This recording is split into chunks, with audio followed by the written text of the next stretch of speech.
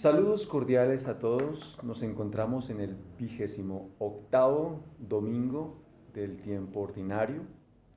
Les saludo en el nombre del Señor. Nuestra lectura para el día de hoy corresponde al Evangelio de Lucas, el capítulo 17, desde el versículo 11 hasta el versículo 19. Me va a permitir leérselos. Y sucedió que de camino a Jerusalén pasaba por los confines entre Samaria y Galilea, y al entrar en un pueblo salieron a su encuentro 10 hombres leprosos, que se pararon a distancia, y levantando la voz dijeron: Jesús, Maestro, ten compasión de nosotros. Al verlos les dijo: Id y presentaos a los sacerdotes, y sucedió que mientras iban, quedaron limpios. Uno de ellos, viéndose curado, se volvió glorificando a Dios en alta voz, y postrándose rostro en tierra a los pies de Jesús, le daba gracias, y este era un samaritano. Tomó la palabra Jesús y dijo: ¿No quedaron 10 limpios? ¿Los otros 9 dónde están? ¿No ha habido quien volviera a dar gloria a Dios sino este extranjero? Y le dijo: levántate y vete, tu fe te ha salvado. Es muy interesante que este texto inicia con una expresión común para mostrar el ingreso de movimientos geográficos tanto en Lucas como en Hechos, considerando que tanto Lucas como Hechos pudo haber sido escrito por el mismo escritor, Kai Egeneto. Entonces, este movimiento nos da el inicio de este nuevo pensamiento que tenemos aquí, de este nuevo momento, el Kai Egeneto, que se traduce y sucedió. Otra cosa importante en este inicio es que nos sitúan entre Samaria y Galilea. No nos dicen que está en un lado o está en otro.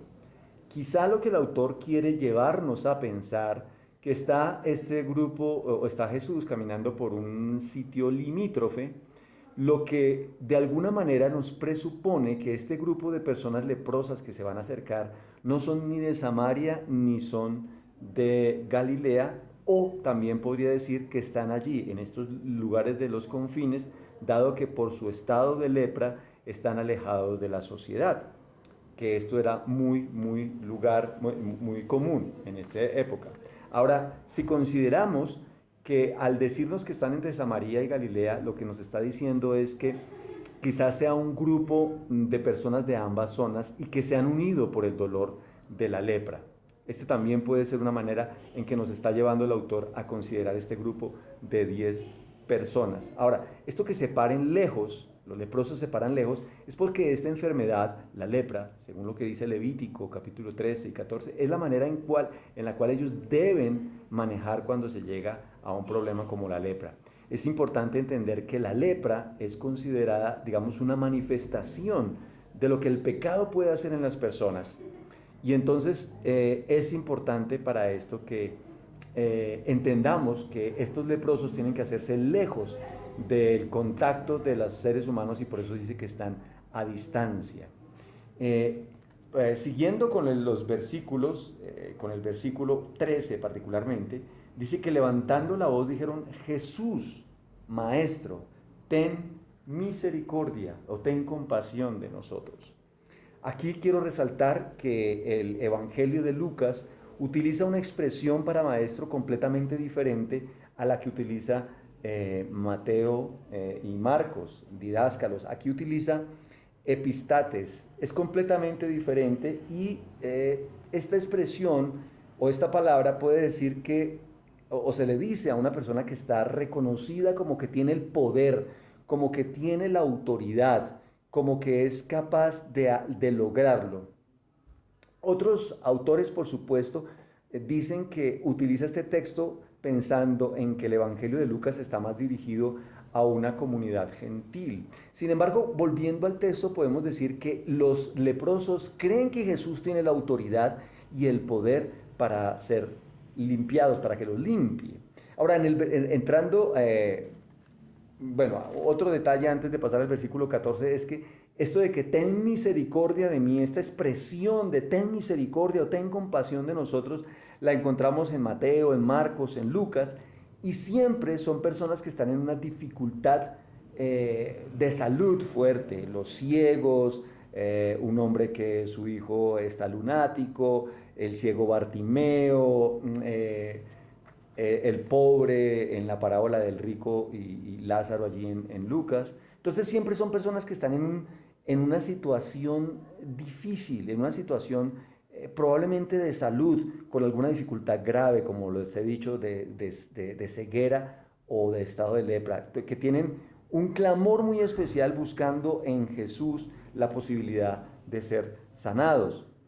En el versículo 14, que era lo que quería referirme, nos dice, al verlos, les dijo, id y presentaos a los sacerdotes. Esta es una respuesta completamente inesperada, porque ya habíamos visto en el Evangelio de Lucas, el capítulo 5, que Jesús toca a un leproso y lo sana. En cambio, en este caso, pues ellos de pronto estaban esperando, oiga, dígame una palabra y que yo sea sano. No, simplemente les dice, vaya y preséntese a los sacerdotes. Ahora bien, esta manera en que se está presentando el texto, esta forma en que está diciendo en que lo más importante es obedecer, no tener una esperanza en algo diferente, sino en obedecer, nos trae reminiscencia de alguna manera un texto del Antiguo Testamento que es segundo libro de Reyes capítulo 5. Allí está hablando de Naamán el egipcio, el sirio. Y este Naamán va a donde Eliseo y le dice, oiga, quiero ser sano, y pues Eliseo le dice, vaya, lávese en el río Jordán 7 veces, y este Naamán se enoja, y simplemente su siervo le dice, oiga, hágale caso. Entonces, el hacer caso a la palabra de un ser que tiene autoridad es muy importante para demostrar en este texto. Y de hecho, nos está preparando, nos está mostrando que esta gente, los fariseos, en el Evangelio de Lucas, capítulo 16, antecitos de este, nos dice que la ley debe cumplirse, que la palabra de Dios debe seguirse, que esto es importante que se haga. Entonces, la palabra de Jesús es igualada a la palabra de Dios y es importante que se cumpla. Entonces, ellos van y definitivamente cumplen con la acción de ir a presentarse a los sacerdotes. Iban en camino, dice que van en camino y son sanados. Obedecen, pero uno solamente es el que se devuelve a dar gracias a Dios. El versículo 15 dice, uno de ellos, viéndose curado, se volvió glorificando a Dios en alta voz y postrándose rostro en tierra. Esto es muy importante porque él realmente está mostrando un agradecimiento grande al hacer este acto de adoración, de postrarse en tierra delante de Dios, delante de Jesús. Y es muy interesante que nos dice que este señor era samaritano. Ahora, si ustedes miran las preguntas que hace Jesús en los versículos 17 y 18, se van a dar cuenta que hay 3 preguntas. ¿No quedaron limpios los 10? ¿Dónde están? Los otros 9, ¿dónde están? ¿No ha habido quien volviera a dar gloria a Dios sino este extranjero? En el centro de estas 3 preguntas está, por supuesto, los ingratos, los 9, los que no fueron capaces de darle gracias a Dios. En cambio, un extranjero es el que sí hace la adoración a Dios por medio de la gratitud. Y esto nos muestra que el texto está preparándonos de alguna manera en los versículos siguientes, donde nos muestra a los fariseos con incredulidad frente a toda esta maravillosa cosa que está haciendo Jesús alrededor de ellos. Ellos se muestran incrédulos y ellos no dan la gloria y las gracias a Dios. Solamente un samaritano.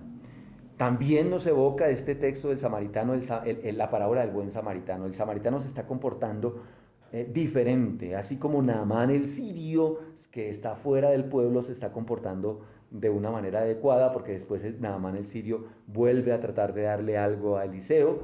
Aquí también es un extranjero el que quiere dar las gracias a Dios y no los otros 9.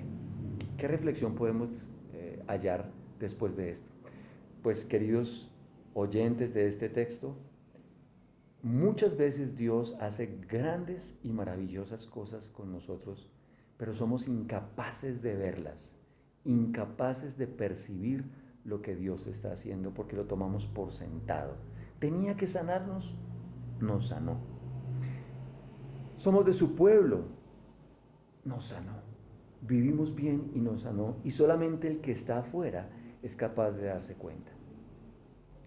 Yo los invito en el día de hoy a que reflexionemos y que recordemos que todas las cosas que Dios hace, el hecho de que podamos ver este video, el hecho de que podamos escuchar este video, es una gran bendición. Agradezcamos a Dios por todo lo que está haciendo, por la sanidad que hemos recibido de ser sus hijos, de creer en Él, por la sanidad más grande que es ser limpios del pecado. Y si tenemos algún problema, clamemos a Dios como todos estos 10, pero cuando seamos sanados, seamos agradecidos con Él. Que Dios les bendiga.